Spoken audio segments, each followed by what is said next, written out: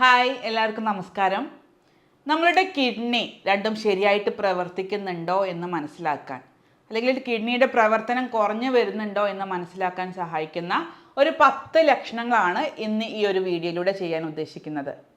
കാരണം ഒരുപാട് ആൾക്കാർ ചോദിക്കുന്ന ഒരു വലിയൊരു സംശയമാണ്, ഡോക്ടറെ ഒരുപാട് കാലമായിട്ട് മരുന്ന് കഴിക്കുന്നുണ്ട്, കിഡ്നിക്ക് എന്തെങ്കിലും ഡാമേജ് വരുമോ എന്നുള്ളത്. അല്ലെങ്കിൽ ഷുഗറിന് ഒരുപാട് കാലമായിട്ട് മരുന്ന് കഴിക്കുന്നുണ്ട്, കിഡ്നിക്ക് എന്തെങ്കിലും പ്രശ്നങ്ങൾ വരുമോ എന്നുള്ളത് വളരെ ഭയത്തോടു കൂടെ പല ആളുകളും ചോദിക്കാറുണ്ട്. പല ആളുകളും ഒരുപാട് ടെസ്റ്റുകൾ ചെയ്തിട്ടുണ്ടാവും, പക്ഷെ അതിലൊന്നും യാതൊരു കുഴപ്പവും ഉണ്ടാവില്ല. പക്ഷെ പിന്നീടൊക്കെ ആയിരിക്കും ഇതിൻ്റെ ബുദ്ധിമുട്ടുകൾ, കോംപ്ലിക്കേഷൻസ് ഒക്കെ കണ്ടുവരുന്നത്. അപ്പം അത്തരം ആളുകൾ ശ്രദ്ധിക്കേണ്ടത്, നിങ്ങൾക്ക് നിങ്ങളുടെ ശരീരം തന്നെ ഈ ഒരു ലക്ഷണങ്ങൾ, പ്രത്യേകിച്ച് വാർണിംഗ് സൈൻസ് ആയിട്ട് ഒരുപാട് ലക്ഷണങ്ങൾ കാണിച്ചു തരുന്നുണ്ട്. പ്രത്യേകിച്ച് കിഡ്നിയുടെ പ്രവർത്തനം കുറയാൻ തുടങ്ങുമ്പോൾ തന്നെ നമുക്ക് ഒരുപാട് ലക്ഷണങ്ങൾ നമ്മുടെ കിഡ്നി പുറത്തേക്ക് കാണിച്ചു തരാറുണ്ട്. അത്തരത്തിലുള്ള ഒരു 10 ലക്ഷണങ്ങളാണ് ഇന്ന് പറയുന്നത്. ഞാൻ doctor Shahala CH, doctor Basil Soumya hospital, Pandikkad, Malappuram ജില്ല.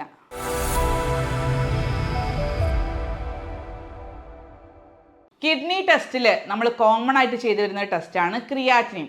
അപ്പോൾ ക്രിയാറ്റിനിൻ ടെസ്റ്റ് ചെയ്ത ഒരാളാണെങ്കിൽ നിങ്ങൾ താഴെ ജസ്റ്റ് കമൻറ്റിൽ എത്രയാണ് നിങ്ങളുടെ ക്രിയാറ്റിൻ്റെ അളവെന്ന് ജസ്റ്റ് താഴെ കമൻ്റായിട്ട് രേഖപ്പെടുത്തുക. കിഡ്നിയുടെ ബുദ്ധിമുട്ടുകൾ ഇന്ന് ഒരുപാട് ആൾക്കാരിൽ കണ്ടുവരുന്നുണ്ട്. പ്രത്യേകിച്ച് പണ്ടൊക്കെ ഒരു പ്രായം ചെന്ന ആളുകളിലാണ് കൂടുതൽ ഡയാലിസിസ് ഒക്കെ നമ്മൾ കേട്ട് വരാറുള്ളൂ. പക്ഷേ ഇന്ന് യുവാക്കളിൽ അല്ലെങ്കിൽ ചെറിയ കുട്ടികളിൽ വരെ ഡയാലിസിസ് ചെയ്തു വരേണ്ടി വരുന്ന ഒരു അവസ്ഥ വരാറുണ്ട്. അപ്പോൾ അത്തരം ഒരു അവസ്ഥയിലേക്ക് എത്തിക്കുന്നത് നമ്മളുടെ ജീവിതശൈലിയും അല്ലെങ്കിൽ നമ്മുടെ ഫുഡും അതുപോലെ തന്നെ നമ്മൾ കഴിക്കുന്ന മരുന്നുകളും തന്നെയാണ്. അപ്പോൾ ആ ഒരു രീതിയിൽ നമ്മൾ ചിന്തിക്കുകയാണെങ്കിൽ ഒരുപാട് കാര്യങ്ങൾ നമ്മൾ മാറ്റേണ്ടിയിരിക്കുന്നു. അതിൽ പ്രധാനപ്പെട്ട കാര്യങ്ങൾ, ഒരു കിഡ്നിക്ക് തകരാറ് സംഭവിക്കാൻ അല്ലെങ്കിൽ കിഡ്നിയുടെ പ്രവർത്തനം കുറയാൻ കാരണമാവുന്ന പ്രത്യേകിച്ച് ഒരു 5-6 കാര്യങ്ങളാണ് നമ്മൾ ശ്രദ്ധിക്കേണ്ടത്. അതിൽ ഏറ്റവും പ്രധാനപ്പെട്ട കാര്യം നമ്മൾ കഴിക്കുന്ന അൾട്രാ പ്രോസസ്സ് ചെയ്ത ഭക്ഷണങ്ങളാണ്. പ്രത്യേകിച്ച് ഇന്ന് മാർക്കറ്റുകളിൽ കിട്ടുന്ന പ്രോസസ്സ് ചെയ്തതിനേക്കാളും അപ്പുറം അൾട്രാ പ്രോസസ്സ് ചെയ്ത ഭക്ഷണമാണ് ഇന്ന് കിട്ടുന്നത്. പ്രത്യേകിച്ച് അതിൽ കൂടുതലായിട്ട് റിഫൈൻഡ് ആയിട്ടുള്ള ഷുഗർ അല്ലെങ്കിൽ റിഫൈൻഡ് ആയിട്ടുള്ള സ്റ്റാർച്ചും ഒരുപാട് വെജിറ്റബിൾ ഓയിൽസും അടങ്ങിയിട്ടുള്ള ഭക്ഷണങ്ങൾ, സ്നാക്സുകളൊക്കെയാണ് ഇന്ന് മാർക്കറ്റിലുള്ളത്. അത് ഈ കിഡ്നിയുടെ പ്രവർത്തനത്തെ ഒരുപാട് ഇതിനെ ബാധിക്കുന്നുണ്ട്. കാരണം വെജിറ്റബിൾ ഓയിൽസ് ഒക്കെ എന്ന് വെച്ചാൽ പ്രത്യേകിച്ച് സൺഫ്ലവർ ഓയിൽ കൊണ്ട് അല്ലെങ്കിൽ സോയാബീൻ ഓയിൽ കൊണ്ട് പ്രിപ്പയർ ചെയ്ത ഒരുപാട് സ്നാക്സുകൾ കിട്ടുന്നുണ്ട്. അതിലൊക്കെ omega-6 ഫാറ്റി ആസിഡ്സ് ഒരുപാടുണ്ട്. അത് ഒരുപാട് നീർക്കെട്ട് ശരീരത്തിൽ ഉണ്ടാക്കും, കിഡ്നിക്ക് പ്രവർത്തനങ്ങൾ കുറയാൻ അത് കാരണമാവുന്നുണ്ട്. അതുപോലെ തന്നെ ഷുഗറിൻ്റെ കണ്ടൻറ്റ് ഹൈ ആണ്. അതുപോലെ തന്നെ നമ്മൾ പ്രോസസ്സ് ചെയ്ത് കഴിക്കുന്ന ഒരുപാട് മീറ്റ്, പ്രത്യേകിച്ച് ഇറച്ചി ഐറ്റംസ് ഒക്കെ ഒരുപാട് നമ്മൾ പ്രോസസ്സ് ചെയ്തിട്ടുള്ള കാര്യങ്ങളാണ് ഉപയോഗിച്ച് വരുന്നത്. അതിലൊക്കെ കിഡ്നിക്ക് ഡാമേജ് ഉണ്ടാക്കുന്ന ഒരുപാട് കണ്ടൻസ് ഉണ്ട്. പ്രത്യേകിച്ച് ഫോസ്ഫറസ്, പൊട്ടാസ്യം എന്ന് പറയുന്ന ഒരുപാട് മിനറൽസ് ഇതിൽ ധാരാളം അടങ്ങിയിട്ടുണ്ട്. അത് കിഡ്നിക്ക് ഡാമേജ് ആണ് ഉണ്ടാക്കുന്നത്. അപ്പോൾ ഈ ഒരു ഭക്ഷണ രീതി ഒരുപാട് കാലത്തേക്ക് നിങ്ങൾ ഫോളോ ചെയ്യുന്ന ആളുകളാണെങ്കിൽ നിങ്ങൾക്ക് കിഡ്നിയുടെ തകരാറ് വരാനുള്ള ചാൻസ് വളരെ കൂടുതലാണ്. രണ്ടാമത്തെ ഒരു കാര്യം, നമ്മൾ കഴിക്കുന്ന മരുന്നുകൾ, പ്രത്യേകിച്ച് ആൻറ്റിബയോട്ടിക്സ് ഒക്കെ പ്രത്യേകിച്ചൊരു കാരണമില്ലാതെ ഒരുപാട് കാലത്തേക്ക് കഴിക്കുന്ന ആളുകളുണ്ട്. അത്തരം ആളുകൾക്കും ഈ കിഡ്നിയുടെ പ്രവർത്തനങ്ങൾ കുറഞ്ഞു വരാനുള്ള സാധ്യതയുണ്ട്. അതുപോലെ പെയിൻ കില്ലേഴ്സ് ഒരുപാട് കാലത്തേക്ക്, ചെറിയൊരു വേദന വരുമ്പോഴേക്കും പെയിൻ കില്ലറുകൾ എടുക്കുന്ന ആളുകളാണെങ്കിലും അവർക്ക് ഈ ഒരു ബുദ്ധിമുട്ട് വരാനുള്ള സാധ്യത വളരെ കൂടുതലാണ്. അതുപോലെ തന്നെ നമ്മുടെ ശരീരത്തിൽ ഷുഗറിൻ്റെ രോഗം ഒരുപാട് കാലമായിട്ട് കൺട്രോൾ ചെയ്യാതെ നിൽക്കുന്നുണ്ട്, അല്ലെങ്കിൽ BP-യുടെ അസുഖം ഒരുപാട് കാലമായിട്ട് കൺട്രോൾ ചെയ്യാതെ കൊണ്ടുപോകുന്ന ആളുകൾക്കും കിഡ്നിയുടെ പ്രവർത്തനം സാവധാനം കുറഞ്ഞു വരാനുള്ള സാധ്യത വളരെ കൂടുതലാണ്. അതുപോലെ തന്നെ നമ്മുടെ ലൈഫ് സ്റ്റൈൽ പറയുമ്പോൾ നമുക്ക് ഉറക്കം വളരെ കുറവാണ്, സ്ട്രെസ്സ് കൂടുതലാണ്. ആ ഒരു ജീവിതശൈലി ഫോളോ ചെയ്യുന്ന ആളുകൾക്കും ഈ ഒരു ബുദ്ധിമുട്ട് വരാനുള്ള ചാൻസ് കൂടുതലാണ്. അതുപോലെ തന്നെ നമുക്ക് ആവശ്യത്തിന് വിറ്റാമിൻ D കിട്ടുന്നില്ല, അതായത് സൂര്യപ്രകാശം കാര്യമായിട്ട് നമുക്ക് ഏൽക്കുന്നില്ല എങ്കിൽ, അല്ലെങ്കിൽ മഗ്നീഷ്യത്തിൻ്റെ അളവ് കുറയുന്നുണ്ടെങ്കിൽ, അല്ലെങ്കിൽ omega-3 ഫാറ്റി ആസിഡ്സ് അടങ്ങിയിട്ടുള്ള ഭക്ഷണം നമ്മൾ ആവശ്യത്തിന് കഴിക്കുന്നില്ല എങ്കിലും കിഡ്നിയുടെ പ്രവർത്തനം സ്മൂത്തായിട്ട് പോകില്ല.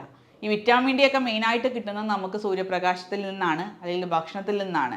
അത് കൃത്യമായിട്ട് കിട്ടാത്ത ആളുകളിൽ, പ്രത്യേകിച്ച് ഇൻഡോർ ലൈഫ് കൂടുതലായിട്ട് പ്രിഫർ ചെയ്യുന്ന ആളുകൾക്ക് ഇത്തരം കിഡ്നിയുടെ പ്രവർത്തനങ്ങൾ കുറയാനുള്ള സാധ്യത വളരെ കൂടുതലാണ്. പക്ഷെ അതിനനുസരിച്ച് അത്തരം ആളുകൾ സപ്ലിമെൻറ്റുകൾ എടുക്കുക അല്ലെങ്കിൽ ഭക്ഷണത്തിലൊക്കെ ശ്രദ്ധിക്കുന്നുണ്ടെങ്കിൽ അവർക്ക് കുഴപ്പമില്ല. അല്ലാത്ത ആളുകളിലൊക്കെ ഒരുപാട് കാലമായിട്ട് ഇതിൻ്റെ ഒരു അഭാവമുള്ള ആളുകളൊക്കെ ആണെങ്കിൽ കിഡ്നിയുടെ പ്രവർത്തനം കുറയും.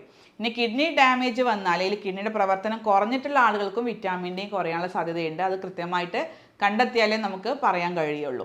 അപ്പോൾ ഇത്തരം കാരണങ്ങളാണ്, ഒരു 5-6 കാരണങ്ങളാണ് കൃത്യമായിട്ട് ശ്രദ്ധിക്കേണ്ടത്. അവ പ്രത്യേകിച്ച് ഇത്തരം ആളുകൾ ഒഴിവാക്കാനും കൂടെ ശ്രദ്ധിക്കുക. ഇനി നമ്മൾ പറയാൻ ഉദ്ദേശിക്കുന്നത് ഇത്തരം ആളുകളിൽ പ്രൊലോങ്ഡ് ആയിട്ട് ഇത്തരം കാരണങ്ങളൊക്കെ ഒരുപാട് കാലം ഫോളോ ചെയ്യുന്ന ആളുകളൊക്കെ ആണെങ്കിൽ അവർക്ക് ചില ലക്ഷണങ്ങൾ കിഡ്നി കാണിച്ചു കൊടുക്കും പുറത്തേക്ക്, പ്രത്യേകിച്ച് ശരീരം പുറത്തേക്ക് കാണിച്ചു കൊടുക്കുന്ന ചില ലക്ഷണങ്ങളുണ്ട്.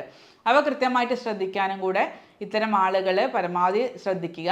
അതിലേറ്റവും പ്രധാനപ്പെട്ട ഒരു ലക്ഷണമാണ് നമ്മുടെ യൂറിൻ്റെ ഔട്ട്പുട്ട്. അതായത് നമ്മുടെ യൂറിൻ പുറത്തേക്ക് പോകുന്നത്, കിഡ്നിയിലെ വേസ്റ്റ് പ്രൊഡക്റ്റൊക്കെ പുറത്തേക്ക് പോകുന്നത് ഈ യൂറിൻ വഴിയാണ്. നമ്മുടെ മൂത്രത്തിൽ എന്തെങ്കിലും കളർ വ്യത്യാസം അല്ലെങ്കിൽ നിറവ്യത്യാസം, അതിൽ പത കൂടുതലായിട്ട് കാണുക, അതുപോലെ തന്നെ അളവ് വളരെയധികം കുറയുക. പ്രത്യേകിച്ച് ഒരു നോർമൽ ആളുകൾക്ക് 1-1.5 ലിറ്റർ മൂത്രം ഡെയിലി പോകുന്നുണ്ട്. അതിലേറെ കുറവ്, പ്രത്യേകിച്ച് 500 ml കുറവ് അല്ലെങ്കിൽ 300 ml കുറവ് മൂത്രം വരുന്നുണ്ടെങ്കിൽ നിങ്ങൾ നല്ലപോലെ ശ്രദ്ധിക്കണം. അതുപോലെ തന്നെ മൂത്രത്തിൻ്റെ അളവിനേക്കാളും കൂടുതൽ മൂത്രത്തിൻ്റെ കളറിൽ, പ്രത്യേകിച്ച് ചില ആളുകൾ കടും മഞ്ഞ നിറത്തിലൊക്കെ മൂത്രം പോകാറുണ്ട്. അതുപോലെ തന്നെ റെഡ് കളറിൽ, പ്രത്യേകിച്ച് ബ്ലഡ് കലർന്ന ഒരു മൂത്രം പല ആളുകളിലും കാണാറുണ്ട്. അല്ലെങ്കിൽ പത ഒട്ടിപ്പിടിച്ചിരിക്കുന്ന പോലെ, പ്രത്യേകിച്ച് ഒരു സോപ്പ് കലക്കിയ പോലെ മൂത്രം പോകുമ്പോൾ ടോയ്ലറ്റിൻ്റെ ബൗളിലൊക്കെ അങ്ങനെ പിടിച്ചിരിക്കുന്ന ഒരു അവസ്ഥ കാണുന്നുണ്ടെങ്കിൽ നിർബന്ധമായിട്ട് നിങ്ങൾ ശ്രദ്ധിച്ചിരിക്കണം. അത് ഡോക്ടറെ കാണിക്കണം. അതിനനുസരിച്ച് നിങ്ങൾ ടെസ്റ്റുകൾ ചെയ്തിരിക്കണം. ഇനി രണ്ടാമത്തെ ഒരു വിഷയം എന്ന് പറയുന്നത് ലക്ഷണം, പ്രത്യേകിച്ച് നമ്മുടെ കൈകാലുകളിൽ അല്ലെങ്കിൽ നമ്മുടെ കണങ്കാലിലെ ഭാഗത്ത് അല്ലെങ്കിൽ മുഖത്തൊക്കെ നീര് വരിക. പല ആളുകൾക്കും പല സ്ത്രീകൾക്ക് സ്ഥിരമായിട്ട് നീര് വരാറുണ്ട്. പ്രത്യേകിച്ച് വെരിക്കോസ് വെയിനുള്ള ആളുകൾക്ക് അല്ലെങ്കിൽ ഒരുപാട് യാത്ര ചെയ്യുന്ന ആളുകൾക്ക് കാലിലൊക്കെ നീര് വരാറുണ്ട്. പക്ഷേ കിഡ്നി അസുഖങ്ങളിൽ വരുന്ന നീരെന്ന് പറയുന്നത് അതുപോലെ താൽക്കാലികമായിട്ടുള്ളൊരു നീരല്ല. സ്ഥിരമായിട്ട് കാലുകളിലോ അല്ലെങ്കിൽ കയ്യിൽ അല്ലെങ്കിൽ കണ്ണിൻ്റെ അടിഭാഗത്തൊക്കെ ഒരു നീര് കെട്ടിയ പോലെ തോന്നുക. അതൊന്ന് അമർത്തി കഴിഞ്ഞാൽ, പ്രത്യേകിച്ച് കാലിൻ്റെ ഭാഗത്തേക്കുള്ള നീര് ഒരു വിരൽ വെച്ച് അമർത്തി കഴിഞ്ഞാൽ ഒരു കുഴിഞ്ഞിരിക്കുന്ന പോലെ തോന്നുക. ഇത്തരത്തിലുള്ളൊരു നീര് നിങ്ങൾക്ക് സ്ഥിരമായിട്ട് വരുന്നുണ്ടെങ്കിലും നിങ്ങൾ ശ്രദ്ധിക്കണം. ഈ ഒരു നീര് ശരീരത്തിൽ അടിഞ്ഞ് കൂടുന്നത് കാരണം, അതായത് കിഡ്നിയുടെ പ്രവർത്തനം കുറയുമ്പോഴാണ് നീര് അടിഞ്ഞു കൂടുക. അത് കാരണം വെയിറ്റ് ഒന്നാകെ കൂടും. പ്രത്യേകിച്ച് ഫാറ്റ് അടിഞ്ഞിട്ടായിരിക്കില്ല അവർക്ക് വെയിറ്റ് കൂടുക. ഈ നീരടിഞ്ഞിട്ട് ഇവർക്ക് വെയിറ്റ് ഒന്നാകെ കൂടാറുണ്ട്. അപ്പോൾ വെയിറ്റ് ഗെയിനിങ്, പ്രത്യേകിച്ച് പെട്ടെന്ന് തടി കൂടി വരുന്ന ആളുകളും ഈ ഒരു ഫ്ലൂയിഡിൻ്റെ അല്ലെങ്കിൽ നീരടിഞ്ഞു കൂടിയിട്ടുള്ള ആളുകളും പ്രത്യേകം ശ്രദ്ധിക്കേണ്ടതുണ്ട്. അതുപോലെ തന്നെ നമ്മൾ സ്കിന്നിൽ, പ്രത്യേകിച്ച് കിഡ്നിക്ക് പ്രവർത്തനം കുറയുമ്പോൾ നമ്മുടെ രക്തത്തിൽ ഹീമോഗ്ലോബിൻ്റെ അളവ് കുറയും. അത് കാരണം നമ്മുടെ സ്കിന്നൊക്കെ, പ്രത്യേകിച്ച് മുഖത്തുള്ള ആ സ്കിന്നൊക്കെ ഒന്നും കൂടെ ഒരു പെയിൽ കളറാകും. അതായത് ഒരു അനീമിയ വന്ന പോലെ അല്ലെങ്കിൽ രക്തക്കുറവുള്ള ആളുകൾക്ക് കാണുന്ന പോലെ ഒരു വിളർത്ത പോലെ ആയിരിക്കും അവരുടെ സ്കിൻ ഉണ്ടാവുക. അതുപോലെ ചില ആളുകൾക്ക് കണ്ണിന് ചുറ്റും ഒരു ഡാർക്ക് സർക്കിൾസ് പോലെ കാണിക്കാറുണ്ട്. ചില ആളുകൾക്ക് സ്കിന്നിൽ, പ്രത്യേകിച്ച് ശരീരത്തിലൊക്കെ ചൊറിച്ചിൽ അനുഭവപ്പെടും. ഇതിന് പ്രധാന കാരണമായിട്ട് വരുന്നത് നമ്മുടെ കിഡ്നിയുടെ പ്രവർത്തനം കുറയുമ്പോൾ വേസ്റ്റ് പ്രൊഡക്റ്റുകൾ ഒരുപാട് ശരീരത്തിൽ കുമിഞ്ഞുകൂടും. അതിൻ്റെ ഭാഗമായിട്ട് യൂറിയ കൂടും. ബ്ലഡിൽ യൂറിയ ടെസ്റ്റ് ചെയ്യുമ്പോൾ യൂറിയ കൂടുതലായിട്ട് കാണിക്കുന്നുണ്ടെങ്കിൽ അത് ശരീരത്തിൽ സ്കിന്ന് ഡ്രൈ ആക്കും, സ്കിന്നിൽ ചൊറിച്ചിലുണ്ടാക്കും. സ്കിന്നിൽ ഇതുപോലെ കാരണമില്ലാതെ ചൊറിച്ചിൽ വരുന്ന ആളുകളാണെങ്കിലും ഒന്ന് ശ്രദ്ധിക്കുന്നത് വളരെയധികം നല്ലതാണ്. അതുപോലെ തന്നെ ചില ആളുകൾക്ക് നമുക്ക് വായനാറ്റം, അതായത് കാരണമൊന്നുമില്ലാതെ ചില ആളുകൾക്ക് സ്ഥിരമായിട്ട് വായനാറ്റം വരാറുണ്ട്. വായനാറ്റത്തിൻ്റെ ഒരു പ്രധാന കാരണം ചിലപ്പോൾ ഈ കിഡ്നിയുടെ പ്രവർത്തനങ്ങൾ കുറഞ്ഞ് നമ്മുടെ വേസ്റ്റ് പ്രൊഡക്റ്റുകൾ കൂടുതലായിട്ട് ഡൈജസ്റ്റീവ് സിസ്റ്റത്തിലൊക്കെ വരുമ്പോഴാണ് വായനാറ്റം സ്ഥിരമായിട്ട് വരാറുള്ളത്. അതുപോലെ തന്നെ ചില ആളുകൾക്ക് ഈ ചില മിനറൽസ് ശരീരത്തിൽ കുറയുമ്പോൾ, മാഗ്നീഷ്യം, വിറ്റാമിൻ ഡി ഒക്കെ കുറയുമ്പോൾ നമുക്ക് മസിൽ ക്രാംസ്, പ്രത്യേകിച്ച് മസിൽ പിടുത്തം, കോച്ചിപ്പിടുത്തമൊക്കെ ഇടയ്ക്കിടയ്ക്ക് വരാറുണ്ട്. ഇത്തരത്തിൽ മസിൽ കോച്ചിപ്പിടുത്തം നിരന്തരം വരുന്ന ആളുകളും ബ്ലഡ് ടെസ്റ്റുകൾ ചെയ്യേണ്ടത് വളരെ അത്യാവശ്യമാണ്. ഇത്തരത്തിൽ ഒരുപാട് ലക്ഷണങ്ങൾ നമുക്ക് കിഡ്നി പുറത്തേക്ക് കാണിച്ചു തരുന്നുണ്ട്. ഇതിലൊക്കെ ശ്രദ്ധിക്കേണ്ടത് നമ്മൾ നേരത്തെ ഇത്തരം രോഗങ്ങൾ കണ്ടെത്തുക എന്നുള്ളതാണ്. ഒരുപാട് ആളുകൾ ഇത് കേൾക്കുമ്പോൾ വിചാരിക്കുന്നുണ്ടാവും ഇതൊരു കിഡ്നി ഡാമേജ് വന്ന ആളുകൾക്ക് കേൾക്കാനുള്ളതാണെന്ന്. അങ്ങനെയല്ല. ഇത്തരം രോഗാവസ്ഥകൾ നേരത്തെ കണ്ടെത്തി കഴിഞ്ഞാൽ നമുക്ക് ഒരു പരിധി വരെ അല്ലെങ്കിൽ വളരെ വേഗത്തിൽ കിഡ്നിയുടെ പ്രവർത്തനങ്ങൾ നമുക്ക് റീസ്റ്റോർ ചെയ്ത് കൊണ്ടുവരാൻ പറ്റും, അല്ലെങ്കിൽ കോംപ്ലിക്കേഷൻസ് തടയാൻ പറ്റും. പല ആളുകളും ഇത് കണ്ടെത്തുന്നത് ഒരുപാട് കാലം കഴിഞ്ഞിട്ടായിരിക്കും. ആ സമയത്ത് ഡയാലിസിസ് അല്ലാതെ വേറൊരു നിവൃത്തി ഉണ്ടാവില്ല. അപ്പം അത്തരം സ്റ്റേജിലേക്കൊക്കെ പോവാതിരിക്കാൻ നേരത്തെ കണ്ടെത്തുക എന്നുള്ളതാണ് പ്രധാനം. അതുകൊണ്ടാണ് ഈ ഒരു ലക്ഷണങ്ങൾ, 10 ലക്ഷണങ്ങൾ നിങ്ങൾ കൃത്യമായിട്ട് ശ്രദ്ധിക്കാനും കൂടെ പറയാറുള്ളത്. ഇനി ഒരുപാട് ആളുകൾ ക്രിയാറ്റിൻ ടെസ്റ്റ് ചെയ്തിട്ടുണ്ട്. ക്രിയാറ്റിൻ ഒരുപാട് ഹൈ ആയിട്ടൊക്കെ ചില ആളുകളിലേ കാണാറുള്ളൂ. ഒട്ടുമിക്ക ആളുകളിലും ക്രിയാറ്റിൻ നോർമലായിരിക്കും. കാരണം ക്രിയാറ്റിനൊക്കെ കൂടുന്നത് ഒരുപാട് കഴിഞ്ഞാൽ, ഒരുപാട് കിഡ്നി ഡാമേജ് വന്നു കഴിഞ്ഞാൽ ക്രിയാറ്റിൻ രക്തത്തിൽ കൂടുകയുള്ളൂ. ഒരു ഇനീഷ്യൽ സ്റ്റേജിൽ അല്ലെങ്കിൽ തുടക്കത്തിലൊന്നും ഒരിക്കലും ക്രിയാറ്റിൻ കൂടുതലായിട്ട് കണ്ടുവരില്ല. അപ്പോഴൊക്കെ നമ്മൾ കൂടുതലായിട്ട് ഹെൽപ്പ് ചെയ്യുന്നത് ഈ ഒരു ലക്ഷണങ്ങളായിരിക്കും. അതുകൊണ്ട് കൃത്യമായിട്ട് ലക്ഷണങ്ങൾ ശ്രദ്ധിക്കുക. ആവശ്യമായിട്ടുള്ള കേസുകളിൽ നിങ്ങളൊരു ഡോക്ടറെ സമീപിച്ചിട്ട് അതിനനുസരിച്ച് ട്രീറ്റ്മെൻറ്റ് എടുക്കാനും കൂടെ ശ്രദ്ധിക്കുക. ഇനി ഇത്തരം രോഗികൾ ശ്രദ്ധിക്കേണ്ടത്, അല്ലെങ്കിൽ ഇത്തരം ലക്ഷണങ്ങൾ കാണുന്ന ആളുകൾ ശ്രദ്ധിക്കേണ്ടത്, നിങ്ങളുടെ ഭക്ഷണ രീതിയിൽ പ്രത്യേകം ശ്രദ്ധിക്കണം. കാരണം ഒരുപാട് കണ്ടൻറ്റ്, നമ്മൾ ഭക്ഷണത്തിലൂടെ കിട്ടുന്ന കണ്ടൻസ് നമ്മൾ കിഡ്നിയെ ഡാമേജ് ആക്കുന്നുണ്ട്. പ്രത്യേകിച്ച് ഹൈ ആയിട്ട് ഫോസ്ഫറസ് ശരീരത്തിലേക്ക് വരിക, അല്ലെങ്കിൽ പൊട്ടാഷ്യം കൂടുതലുള്ള ഭക്ഷണങ്ങൾ കഴിച്ചു കഴിഞ്ഞാലും, അല്ലെങ്കിൽ സോഡിയം കൂടുതലുള്ള ഭക്ഷണം കഴിച്ചു കഴിഞ്ഞാലും കിഡ്നിക്ക് പ്രവർത്തനങ്ങൾ കുറഞ്ഞു വരും. അതിലേറ്റവും പ്രധാനപ്പെട്ട നമ്മുടെ ഫോസ്ഫറസ് ഒക്കെ കൂടുതലായിട്ട് അടങ്ങിയിട്ടുള്ള ഒന്നാണ് നമ്മുടെ ഡ്രിങ്ക്സുകൾ. പ്രത്യേകിച്ച് കോള, 7up, പെപ്സി പോലെയുള്ള ഡ്രിങ്ക്സുകളിൽ ഒരുപാട് ഡാമേജിങ് ആയിട്ടുള്ള ഫോസ്ഫറസ് ഉണ്ട്. അത് പെട്ടെന്ന് തന്നെ ശരീരത്തിലേക്ക് വലിച്ചെടുക്കാനും അത് കിഡ്നിയുടെ പ്രവർത്തനം കുറക്കാനും സഹായിക്കും. അതുപോലെ തന്നെ ഫോസ്ഫറസ് കൂടുതലുള്ള ഭക്ഷണ പദാർത്ഥങ്ങളാണ് അൾട്രാ പ്രോസസ്സ് ചെയ്തിട്ടുള്ള നമ്മൾ ഇറച്ചി വർഗ്ഗങ്ങൾ, പ്രത്യേകിച്ച് മീറ്റ്, പ്രോസസ്സ് ചെയ്തിട്ടുള്ള ഭക്ഷണങ്ങൾ, പ്രോസസ്സ് ചെയ്ത് നമുക്ക് പാക്കറ്റിൽ കിട്ടുന്ന സ്നാക്സ്, അതിലൊക്കെ ഒരുപാട് ധാരാളം ഫോസ്ഫറസ് അടങ്ങിയിട്ടുണ്ട്. അതുപോലെ തന്നെ നമ്മൾ കൂടുതൽ സോഡിയം അടങ്ങിയിട്ടുള്ള ഒരുപാട് അച്ചാറുകൾ, പപ്പടം, അങ്ങനത്തെ വറുത്തത് പൊരിച്ചതുമായിട്ടുള്ള ബേക്കറി ഐറ്റംസും പരമാവധി ഒഴിവാക്കാൻ ശ്രദ്ധിക്കുക. ഏറ്റവും കൂടുതൽ കഴിക്കേണ്ടത് നമുക്ക് ശരീരത്തിലേക്ക് ആവശ്യത്തിനുള്ള വിറ്റാമിൻ ഡിയും അത് മഗ്നീഷ്യം ഒക്കെ അടങ്ങിയിട്ടുള്ള, അല്ലെങ്കിൽ omega-3 ഫാറ്റി ആസിഡ്സ് അടങ്ങിയിട്ടുള്ള ഭക്ഷണങ്ങളാണ് ഇത്തരം ആളുകൾക്ക് ഏറ്റവും നല്ലത്. അതിന് വേണ്ടിയിട്ട് നമ്മൾ പച്ചക്കറികൾ കഴിക്കാം. പച്ചക്കറികൾ കഴിക്കുമ്പോൾ നല്ലപോലെ കഴുകി വൃത്തിയാക്കിയിട്ട് ഇത്തരം ആളുകൾ കഴിക്കാൻ ശ്രദ്ധിക്കുക.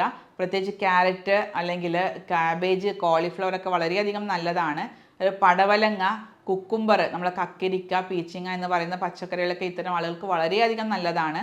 അതുപോലെ തന്നെ ഇലക്കറികൾ പരമാവധി ചീര ഒഴിവാക്കുക. ചീര, മുരിങ്ങാക്കായൊക്കെ ഒഴിവാക്കാൻ ശ്രദ്ധിക്കുക.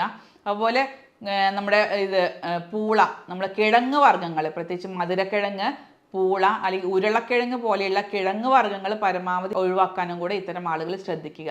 ബാക്കിയുള്ള പച്ചക്കറികളൊക്കെ സേഫായിട്ട് കഴിക്കാം. അതുപോലെ തന്നെ ഫ്രൂട്ട്സിൽ ഏറ്റവും സേഫായിട്ട് കഴിക്കാൻ പറ്റുന്ന ഫ്രൂട്ട്സുകളാണ് ആപ്പിള്, പഴുത്ത പപ്പായ, പേരക്ക, പിയർ, പൈനാപ്പിൾ. ഇത്തരത്തിലുള്ള ഫ്രൂട്ട്സുകളൊക്കെ ഇത്തരം രോഗികൾക്ക് വളരെ എഫക്റ്റീവായിട്ട് കഴിക്കാവുന്നതാണ്. ഇതിലൊക്കെ നമ്മൾ ടോട്ടലായിട്ട് നമ്മൾ ശ്രദ്ധിക്കേണ്ടത് അധികം ഫോസ്ഫറസും അതിലേക്ക് അധികം സോഡിയം, അധികം ഉപ്പുള്ളത്, അധികം മധുരമുള്ളത്, അധികം മൈദ അടങ്ങിയിട്ടുള്ള ഭക്ഷണങ്ങളൊക്കെയാണ് പൂർണ്ണമായിട്ടും ഒഴിവാക്കേണ്ടത്. ബാക്കിയുള്ള ഭക്ഷണങ്ങളൊക്കെ മോഡറേറ്റ് അളവിൽ നമുക്ക് സ്ഥിരമായിട്ട് കഴിക്കാവുന്നതാണ്. മുട്ടയൊക്കെ കഴിക്കാം. മുട്ടയുടെ വെള്ളമൊക്കെ വളരെ സേഫാണ് ഇത്തരം രോഗികളിൽ. ഒരുപാട് പ്രോട്ടീനുകൾ കൂടുതലായിട്ട് എടുക്കാതിരിക്കുക. ഒരു മീഡിയം ലെവലിൽ സാധാ ഭക്ഷണങ്ങൾ കഴിച്ചു പോവുകയാണെങ്കിൽ യാതൊരു പ്രശ്നവും വരാറില്ല. അപ്പോൾ ഈ ഒരു കാര്യങ്ങൾ കൃത്യമായിട്ട് ശ്രദ്ധിക്കുക. അതിനോടൊപ്പം ബ്ലഡ് ടെസ്റ്റുകളും യൂറിൻ ടെസ്റ്റൊക്കെ ചെയ്തിട്ട് ഒരു ഡോക്ടറെ കണ്ടിട്ട് എന്താണ് രോഗം എന്ന് നേരത്തെ കണ്ടെത്താനും കൂടെ ശ്രദ്ധിക്കുക. അതിനനുസരിച്ചായിരിക്കും നിങ്ങൾക്ക് ആ ഡോക്ടർ അതിൻ്റെ മാനേജ്മെൻറ്റും അതിൻ്റെ ട്രീറ്റ്മെൻറ്റൊക്കെ മുന്നോട്ട് കൊണ്ടുപോവുക. നമ്മൾ ഇത്തരം കേസുകളിൽ ചെയ്യുന്നത് കൃത്യമായിട്ട് രോഗലക്ഷണങ്ങൾ നോക്കും. അതിനനുസരിച്ച് ഒരു ആർട്ടിഫിഷ്യൽ ഇൻ്റലിജൻസിൻ്റെ സഹായത്തോടു കൂടെ കൃത്യമായിട്ട് രോഗനിർണയം നടത്തി വരുന്നുണ്ട്. രോഗനിർണയം നടത്തി കഴിഞ്ഞാൽ അവർക്ക് അനുയോജ്യമായിട്ടുള്ള കിഡ്നിക്ക് ബുദ്ധിമുട്ടുണ്ടാക്കാത്ത മരുന്നുകൾ പ്രത്യേകിച്ച് ഇത്തരം രോഗികൾക്ക് കുറഞ്ഞ കാലയളവിൽ ഇവർക്ക് കൊടുത്തു വരുന്നുണ്ട്. അപ്പോൾ ഇത്തരം ഒരു ചികിത്സാ രീതിയിലൂടെയൊക്കെ ഒരുപാട് രോഗികൾക്ക്, അല്ലെങ്കിൽ ഇത്തരം ഒരുപാട് ബുദ്ധിമുട്ടുകൾ അനുഭവിക്കുന്ന ആളുകൾക്ക് ആശ്വാസം കൊടുക്കാൻ കഴിഞ്ഞിട്ടുണ്ട്. ഇനി നിങ്ങൾക്ക് മരുന്നുകളുടെ ആവശ്യമില്ലാത്ത കേസുകളിൽ കൃത്യമായിട്ട് ഭക്ഷണരീതി, ഡയറ്റ് ഫോളോ ചെയ്യുന്നതിലൂടെയും ഇത്തരം രോഗാവസ്ഥകൾ കൊണ്ടുവരാൻ കഴിയാറുണ്ട്. അപ്പോൾ ഇതുമായി ബന്ധപ്പെട്ടുള്ള സംശയങ്ങൾക്ക് നിങ്ങൾക്ക് താഴെ കാണുന്ന വാട്സപ്പ് നമ്പറിൽ ബന്ധപ്പെടാം. നേരിട്ട് വരാൻ ബുദ്ധിമുട്ടുള്ള ഒരുപാട് ആളുകളുണ്ട്. അവർക്ക് താഴെ കാണുന്ന വാട്സപ്പ് നമ്പറിൽ ബന്ധപ്പെട്ട് മരുന്നുകൾ എത്തിച്ചു കൊടുക്കുന്ന സംവിധാനമുണ്ട്. അതിന് താഴെ കാണുന്ന വാട്സപ്പ് നമ്പറിൽ നിങ്ങൾ ഓൺലൈൻ എന്ന് ടൈപ്പ് ചെയ്ത് എഴുതി അയക്കാനും കൂടെ ശ്രദ്ധിക്കുക. സ്നേഹത്തോടെ doctor Shahala CH, doctor Basil Soumya hospital, Pandikkad, Malappuram ജില്ല.